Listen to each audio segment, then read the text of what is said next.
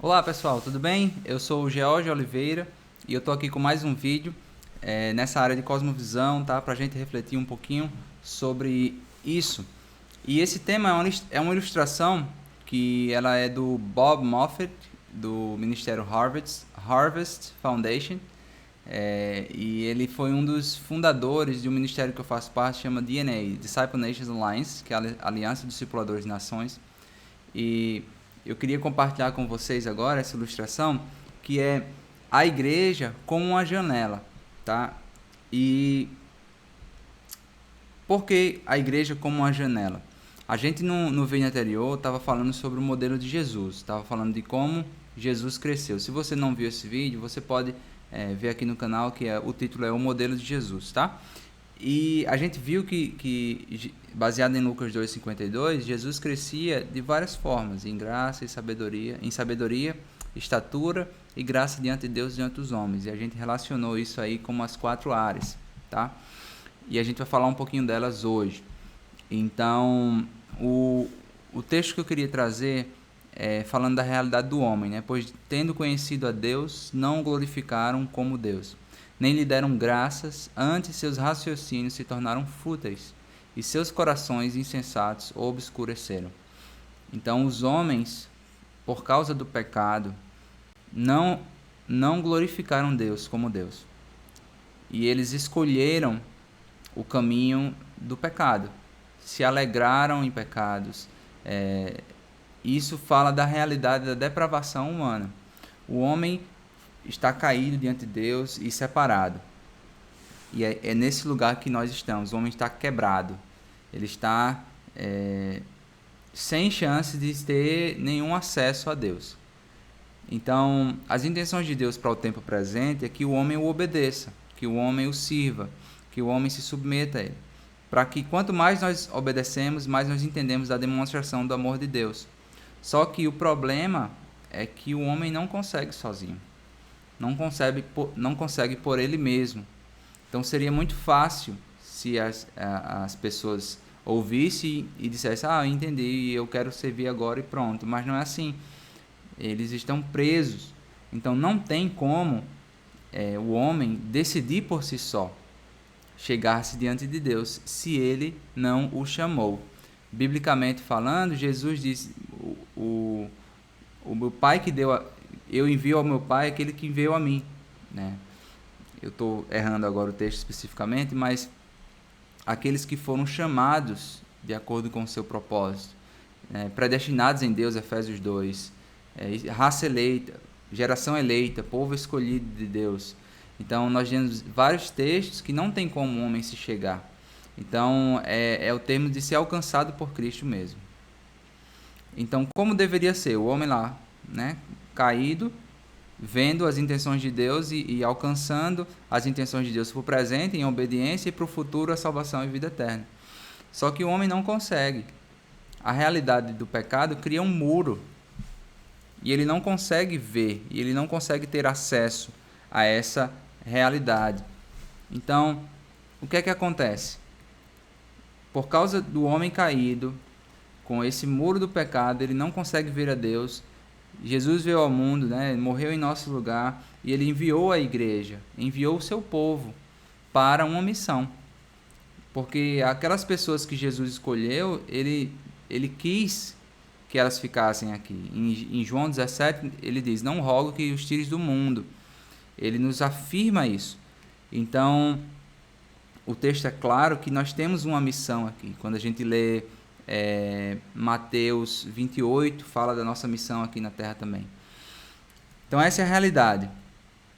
E aí a igreja seria uma janela. Mesmo entendendo a realidade do pecado, a igreja mostra para o mundo, para o homem caído, o que Deus quer, quais são as intenções de Deus. A igreja sendo usada por Deus, para a glória de Deus, mostrando isso. E de acordo com o texto de Lucas 2,52, quando a gente viu o crescimento de Jesus, as intenções dele para o homem, nós vimos as 4 áreas: físico, social, sabedoria e espiritual.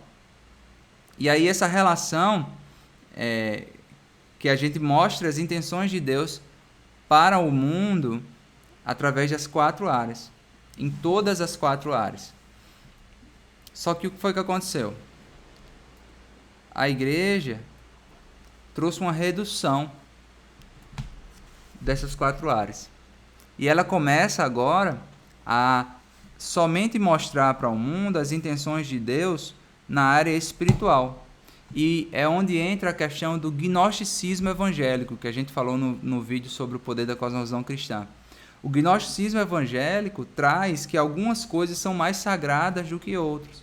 Então, a oração e a vida devocional é mais sagrado do que o meu trabalho, do que a ação que eu faço, uma ação social, do que algo que é secular. E aí a gente começa a entrar nessas divisões. Então, limpar o lixo da rua é menos importante do que eu fazer alguma ação espiritual.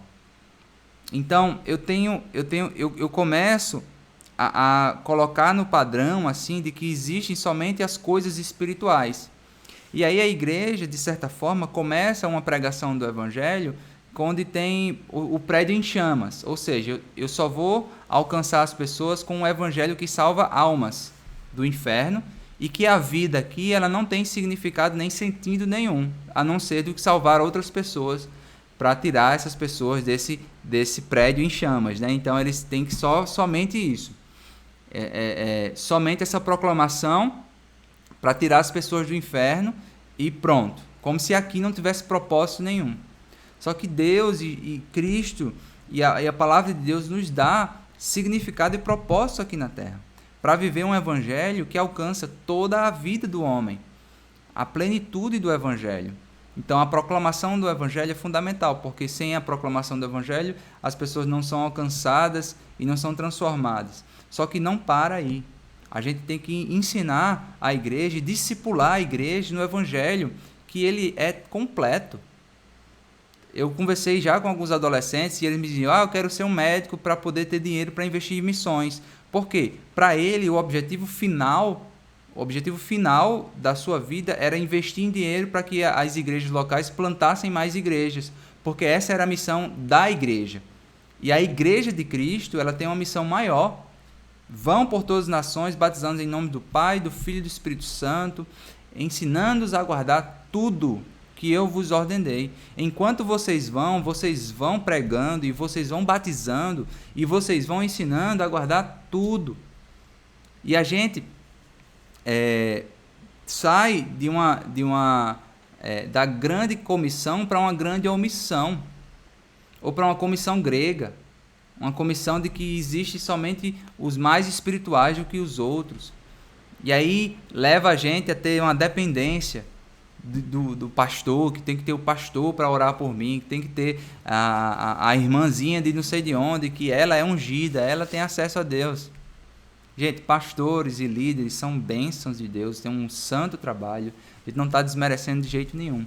Só que o pastor é um homem, um homem que ele precisa da graça de Deus tanto quanto eu. Que ele tem uma missão árdua, um trabalho enorme de ensinar a igreja, mas ele também foi alcançado pela graça como eu fui. Então eu tenho acesso a Deus por Cristo. Eu não preciso de um intermediário.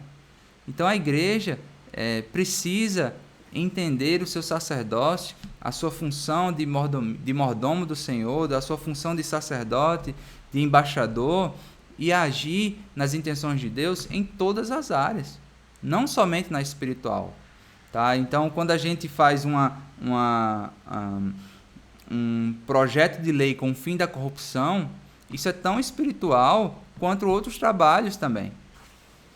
Lutero falou no livro do Cativeiro Babilônico que o trabalhador rural e uma dona de casa lavando a louça pode ser mais aceito a Deus do que um padre ou um monge, porque eles agem com fé. É a nossa fé em Cristo, por meio de Cristo, que a gente consegue ter isso. Tá? Então nós precisamos agir por completo. O mundo precisa ver as intenções de Deus para a sociedade por completo. E aí a igreja precisa agir assim. A igreja precisa agir mostrando as intenções de Deus para o mundo em todas as áreas. E aí eu quero convidar você a fazer esse desenho e escrever sabedoria, físico, social e espiritual. Assim, ó. Faz um caderninho agora e pega desse exemplo e lista 2 novas atividades em cada das 2 áreas, que a sua igreja pode demonstrar as intenções presentes de Deus para uma comunidade. Eu já vi várias vezes igrejas locais fazendo atividades em comunidades. E a mais importante sempre é a pregação em porta em porta. Só que o que é que você pode fazer aqui? Vamos pensar nessa igreja que vai para uma comunidade carente. Na área de sabedoria. É ensino. O que é que eu posso trazer de ensino? Posso trazer um programa, se eu tiver um grupo de dentistas, de escovação bucal para crianças de 5 a 10 anos. Tá, então essa é uma ação lá. Na área espiritual, eu vou lá, bater de porta em porta e pregar. Ou eu vou anotar na rua tal, fazer pedidos de orações. Bater lá para saber. Na área física, eu vou juntar os jovens da comunidade e vou pintar os quebra-molas. Eu vou pegar balde de lixo e vou limpar os 2 quarteirões. Isso é uma ação da área física. Eu estou trazendo ordem, eu estou trazendo beleza, eu estou trazendo segurança. Pintar o muro de uma escola, as cadeiras de uma escola. Na área social, vou promover um campeonato de futebol para socialização das crianças. São várias coisas que em si tem o seu propósito, tem a sua função também, tá? São só dicas para você tentar fazer. Mas lista aí a sua realidade, pensando em trazer as intenções de Deus. E pensa, eu dei uns exemplos de atividades, mas pensa quais são as intenções de Deus para isso. Eu falei de um campeonato de futebol, mas quais são as intenções de Deus para esse campeonato? Gerar relacionamento. Você pode anotar isso aí para poder te ajudar, tá bom? Então é isso, pessoal. Eu espero que essas dicas sobre a igreja como uma janela possa abrir a sua mente no sentido de que a mensagem do Evangelho é uma mensagem completa e ela traz essa ideia de que nós precisamos viver para a glória de Deus com tudo que nós fazemos, tá? Então, se você tem uma profissão, que essa profissão seja usada para a glória de Deus, que você seja usado para a glória de Deus como canal do Senhor nisso. Você continue pregando o Evangelho para os pecadores de todos os lugares que você passar, que você continue ministrando a palavra de Deus, que você continue servindo na sua igreja local e na sua família, tá? Então que você seja abençoado e que você pegue esse conhecimento e traga para a sua realidade de uma maneira cada vez mais prática e palpável, e que Deus te abençoe, tá bom? Antes de terminar, eu queria pedir para você, se você puder, curte o canal, segue o canal, curte esse vídeo, porque quando você faz isso, o YouTube mostra esse vídeo, né, o algoritmo do YouTube para outras pessoas que, né, se você quiser compartilhar também o link desse vídeo com outras pessoas, fique à vontade também, tá bom? Um abraço, gente, Deus abençoe.